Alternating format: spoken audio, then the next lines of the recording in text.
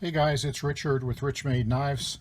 Got a little bit of a video here where I'm going to show you guys a change I'm going to make to a knife and a little bit of shop work that I'm going to do. So first of all, here is my Todd Heeter Man-O-War knife.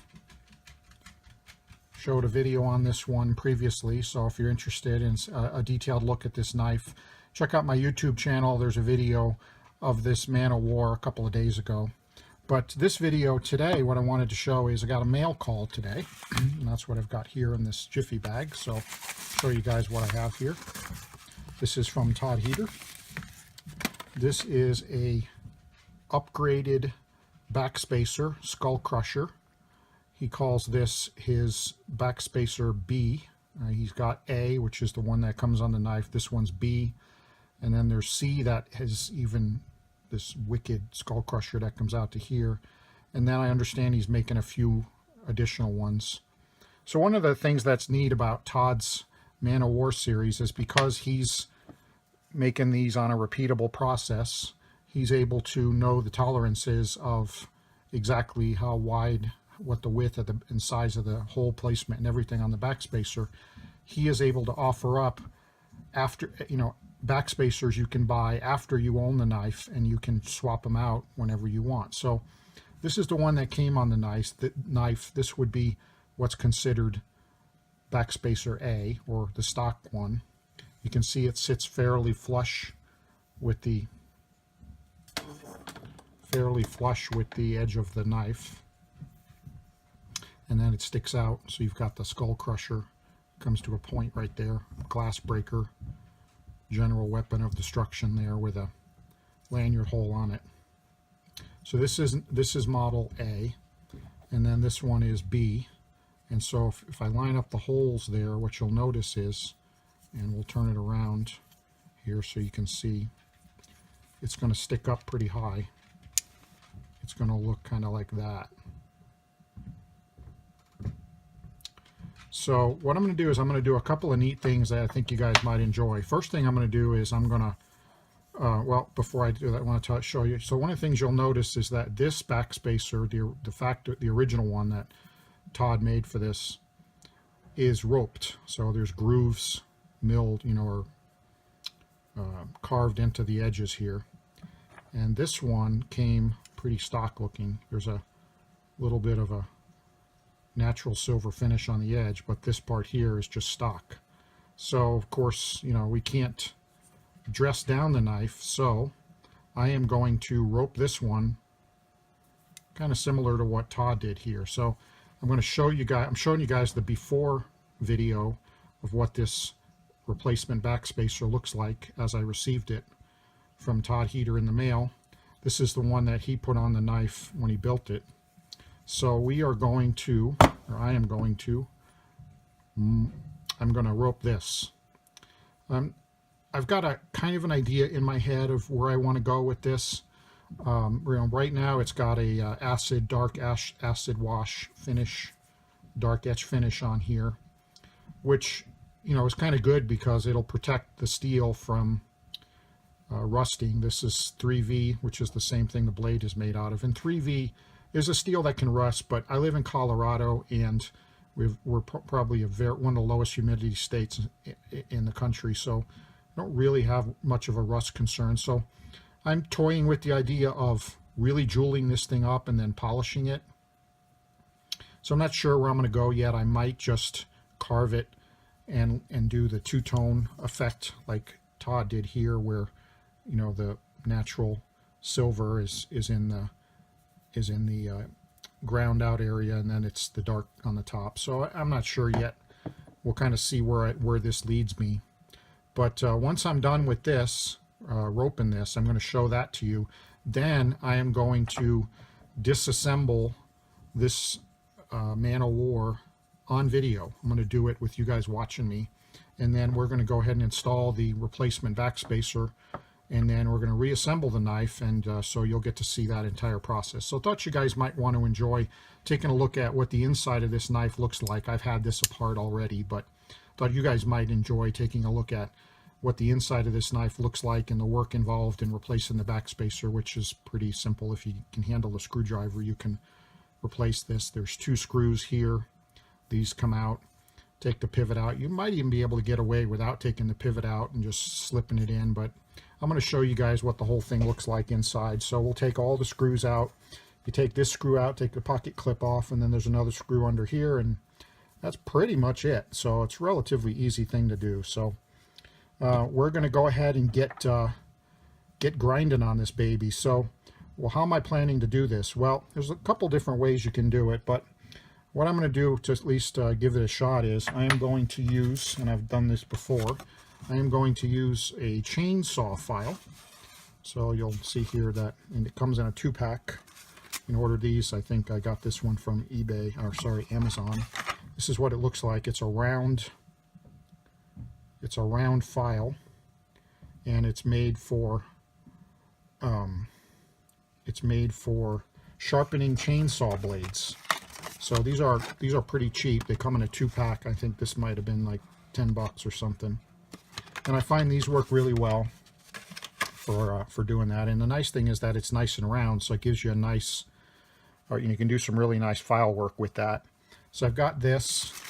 I've got a set of diamond files here as well. These are, I can't remember where I got these. These might be from Harbor Freight or somewhere, but I got a set of diamond files here, and these work really well for filing too. So equipped with a chainsaw file, set of diamond files, and then you need a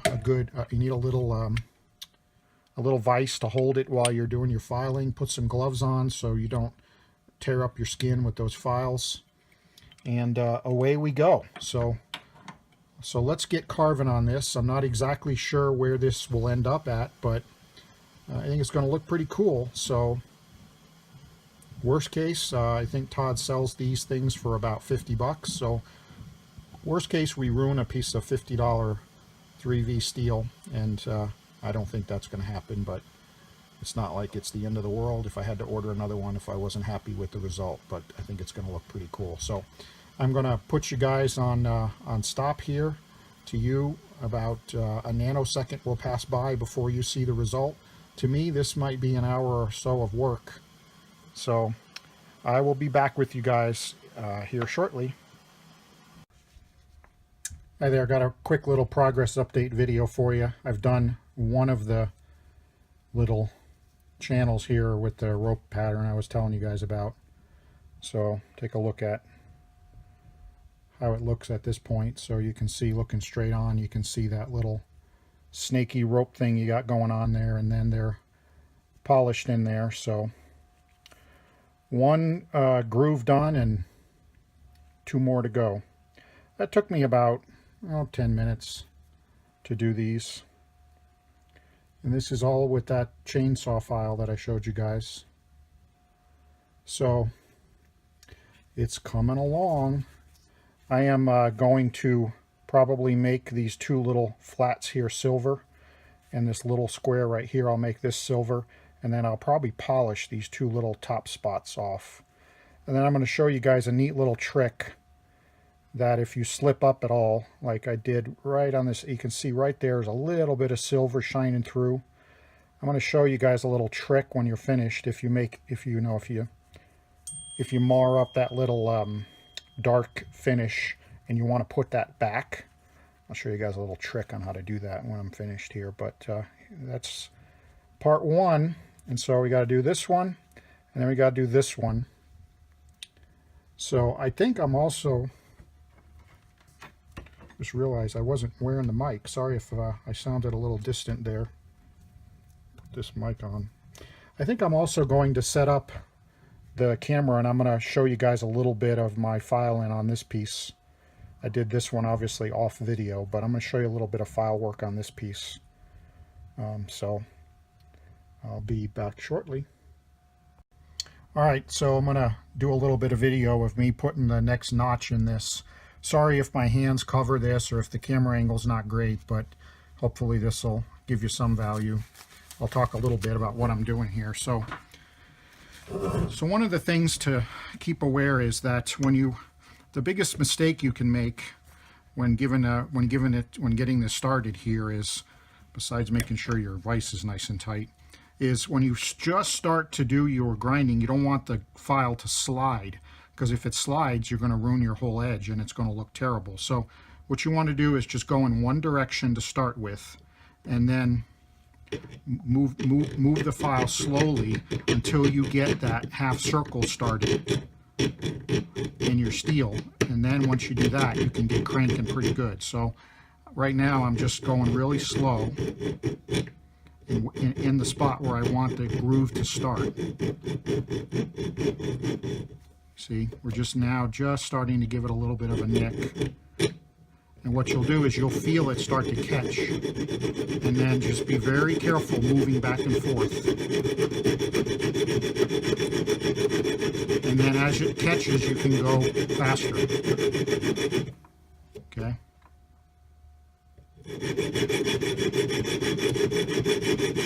Now we got a pretty good groove there, so it'll stay in that slot. Now just keep downward pressure, and then just move your file back and forth.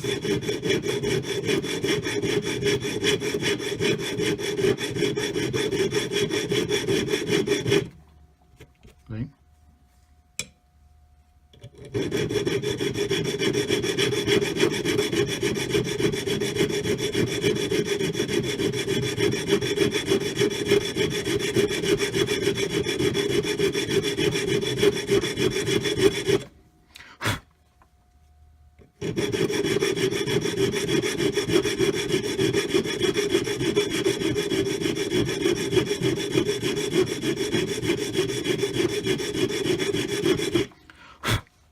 Okay, so now it's pretty good as far as the distance in from the top. So now I'm going to change the angle and get it a little higher on this side.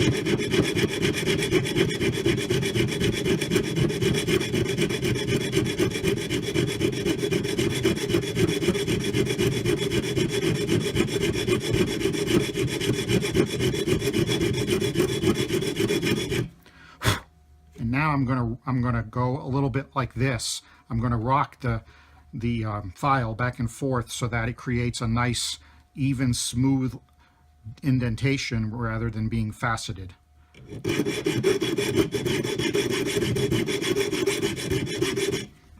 And this thing's starting to slip on me a little bit.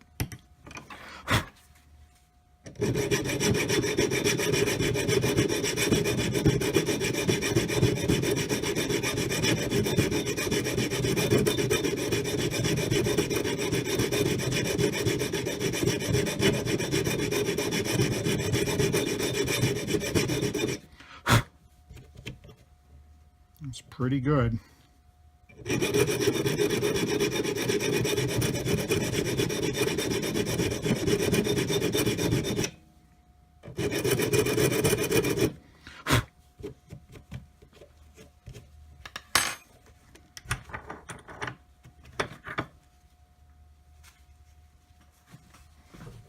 if you can see that.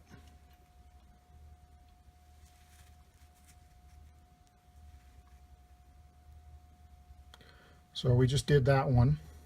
So now we're going to put another one here, and then we'll go back to the other side. So I'm not going to show you guys all of these. You get the idea now how to do it, but just thought you might kind of like to see in in this video how to do the rope pattern. So I'll finish this up, all these notches, and I'll be back with you guys. Hey guys, it's Richard with Rich Made Knives. Continuing the video on the backspacer for the Man of War. One of the things I told you guys earlier, got to put my mic on again. One of the things I told you guys earlier was I was going to show you a trick on how to get rid of scratches and make the metal dark again. What you need to do is get some ferric chloride. You can order it from Amazon. It's not that expensive. And so what I've got here in this glass container is I've got a mix of half vinegar, white vinegar, and half ferric chloride. And that's what I use to etch steel. And what that does is it makes the steel dark. It removes a little bit of the steel, but also primarily you're doing it to make the steel dark. So in a case like this where, I'm working on this, and as I said, if you slip at all, and you make the steel light, silver again, and you want to get it back to dark, just take a Q-tip, dip it in the ferric chloride, get it on the end of the Q-tip there, and then just hold the Q-tip on to the spot where you want it to be dark. And you might need to hold it there for 5 minutes or so, but it'll darken up that spot and make it look pretty much black again. So as I was telling you earlier in the video, just a little trick that I was going to share with you guys, that if you're doing work like this and you slip up and you mar a dark finish or a dark etched finish, just use a Q-tip with some ferric chloride on it. I realize probably, if you're not a knife maker or a knife customizer, you probably don't have ferric chloride laying around, or you might not want to go out and buy a container of it, even though it's maybe 10 or 20 bucks. But I thought I would share it with you if any of you are ever interested in some of the little tricks that we use. So I'm going to finish up cleaning up this piece here, and then I'll show you the final result. Thanks. All right, guys, I'm back, and as promised, we are going to install this backspacer on camera. So it's finished. I'll show off how it came out. As I mentioned, I decided to go ahead and sand to a very fine grit the flats on this. So I did this little triangle right here, I did this flat, and I did this back area here. These areas here were already done by Todd, so I just left those. And then of course we have the roping that was the primary goal. Let's see how that came out. And then I did a little bit of extra darkening on the sides, just to make them a little bit darker using that ferric chloride I showed you guys. So that's the new Skull Crusher backspacer, and you can compare it up against the old one, the one that came on the knife. It's going to stick up like that.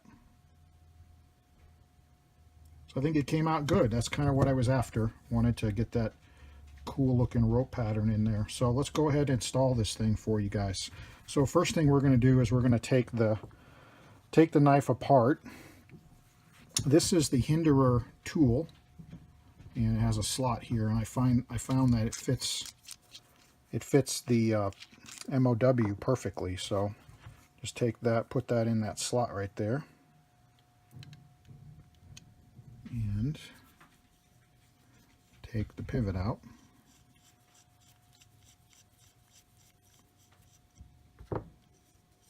And whenever you're working on knives, I always recommend a little container of some sort to throw your parts in so they don't roll off of your workbench or whatever. You want to have a little container of some sort like this to put all your parts in. All right, and then we've got to take these two screws out here. These are Torx heads. Let's see, I can tell you what size here. It's a T15. These are T15s.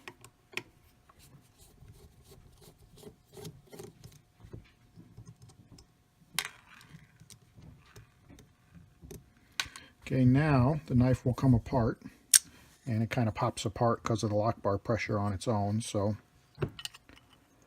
the first thing you want to be careful of is these thrust needle bearings right here. So we're going to take those out, and since they're already pre-greased, I'm going to leave the grease on them, and I'm just going to use a toothpick here to get these out like that. And I'm going to lay them at an angle in that container so that so the oil doesn't rub off onto the cardboard. And then I'm going to take the blade. You see the blade? See, as I meant, it's got plenty of oil. It came this way already oiled from Todd, so I'm not going to mess with the oil. It looks like good stuff. It's relatively thick, so no need to re-oil that or mess with it. Just leave your blade like that and set it aside. And then we're going to take this, bearing out as well.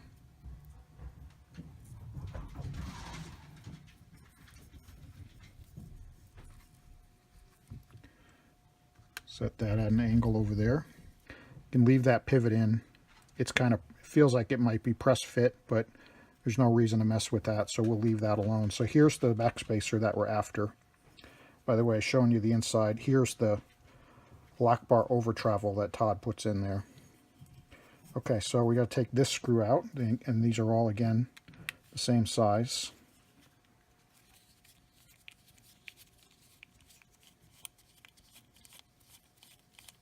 Now this screw is probably longer than all the rest of them. I almost dropped it there. So pay attention to the fact that the longer one goes through the pocket clip. And then there's the last one there.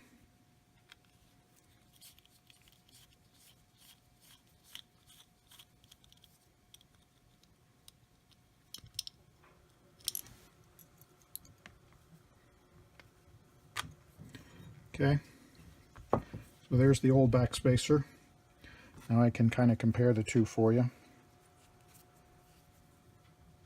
This is backspacer A, this is backspacer B, and the letters I'm referring to is what Todd calls them, A and B. You can see the difference in the design, and that's the file work that Todd did on the original, and this is the B with my file work, so quite a bit heftier. So it will go in here like that. So we'll just line up that hole there. Put that screw in. And that's why it's nice to have a magnetic tool.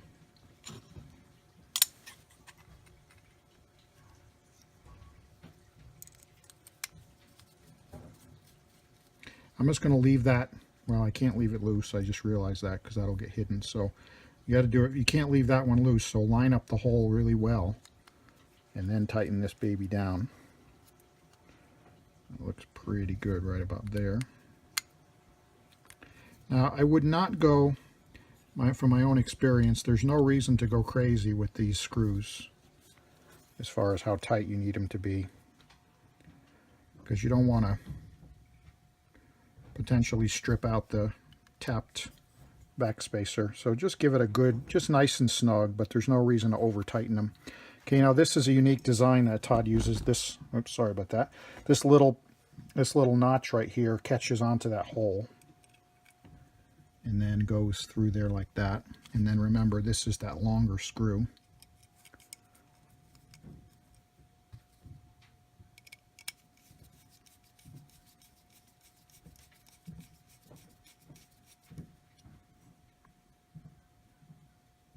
Okay, snug that one up. And there we go. Now you can kind of get an idea of what that's going to look like.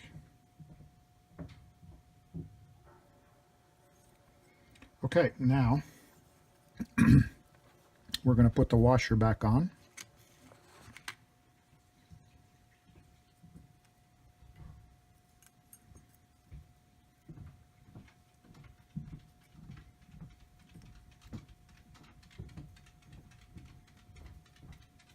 Okay, take your blade, put your blade in place.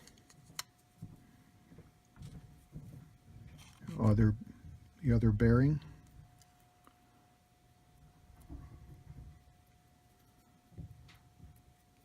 Okay, your lock side.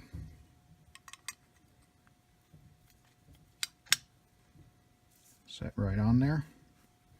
Now with the pivot, I'm going to Loctite this. I did talk with Todd and he said it doesn't really need Loctite, but I found that as I've been flipping it, it starts to loosen up just a little bit. So I think I'm going to go ahead and put a little Loctite on this. So let's do that after we get these screws in here.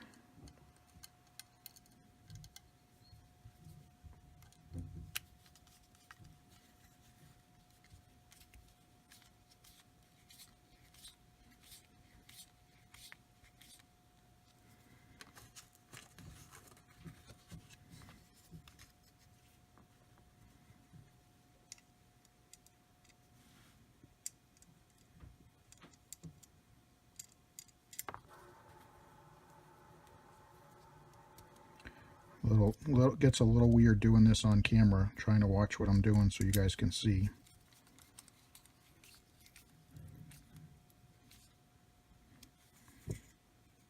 Wow. That is one beastly backspacer. All right. You know what? I'm going to go ahead and put the Loctite on later because I want to dial in the tightness just right. So I'm going to go ahead and put the pivot in, and then I'll take the pivot out later and add Loctite. I'll just put it together so you guys can see it, and I'll put some Loctite on this later because I want to get the tension just right, to where there's just the right amount of tension, but it still flips real easy. So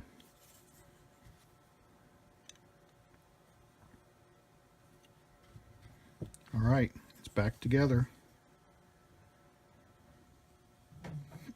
There you go. Look at that.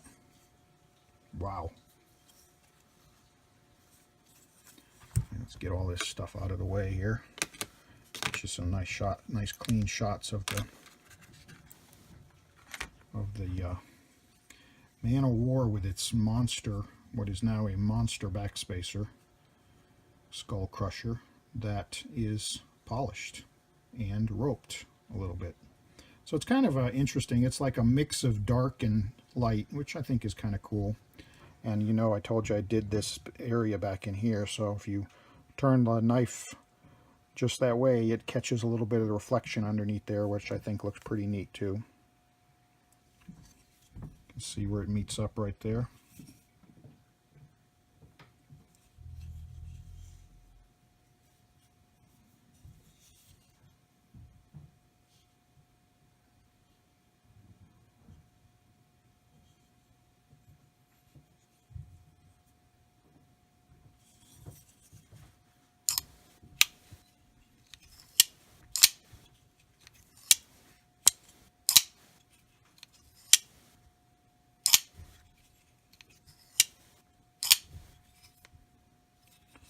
Oh yeah, gives you, you definitely feel it, but it ain't going anywhere. You're holding on to that, that's for sure.